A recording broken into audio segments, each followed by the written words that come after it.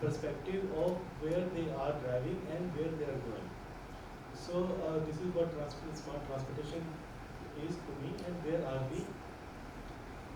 In terms of technical development or the infrastructure readiness, we might not be there yet, but it does not mean that we are very far away.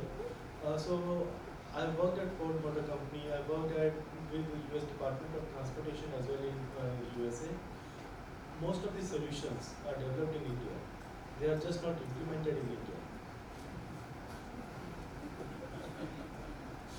With that laughter, I would just say that you are watching what I'm saying. So, it is that solutions are there. We can be there. We can implement them. So, with that, we are not there yet, but we can be there. So, with that, actually at IIT Bombay, we have started an initiative of developing an R&D center for connected autonomous vehicles, which will also translate to smart transportation, and it will serve not only India but also the global market, because I'm expecting a laughter again, but things that will happen that can work in India will work anywhere in the world. So why we want to cheaply sell our expertise to outside world if we can do everything in-house?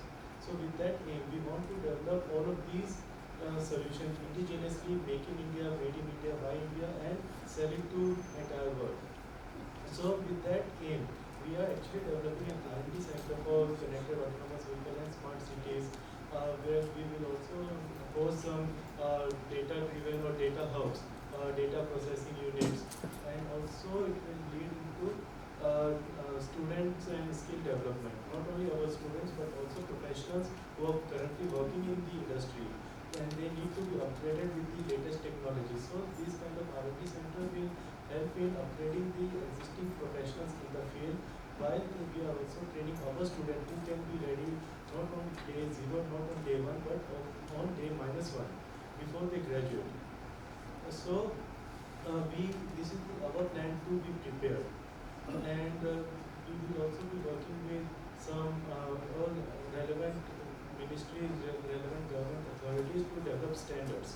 Because here when we are talking about communication protocols, so there are needs of standardization of the messages, how they are communicated. There is a need for standardization of protocols or the networks on which they are communicated through. So for example, we need interoperability among communication. So if you remember in maybe like 10 years or so years ago, we had phones and there were two types of SIMs, GSM and CDMA, and they were not interoperable. So we cannot work with that on transportation. It has to be interoperable. So there has to be standard on the message protocol that we are using. Other than that, we also need to work on cyber security. So for example, when we are calling someone and we may have crosstalks, so which means that messages are getting mixed up. We cannot afford that when we are traveling. We cannot say that this traffic light is green where in reality it's red. So cyber security, cyber robustness is also required. So in short, we might not be there yet, but we have all the pieces, we have all the solutions that can be implemented, and one day we can be there. So this is what my view is. Thank you, Professor Mittal.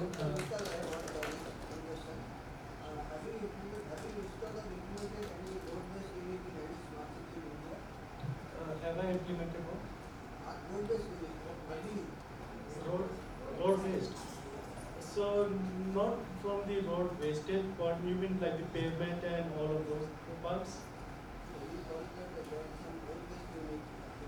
Oh, roadside unit, RSUs, that enables to communicate with the external world.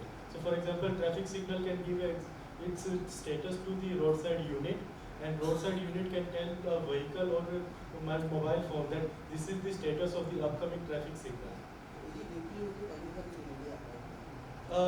Not currently in public domain, but to my knowledge, but in experimentations, yes, it has been implemented. I can be corrected if I'm wrong.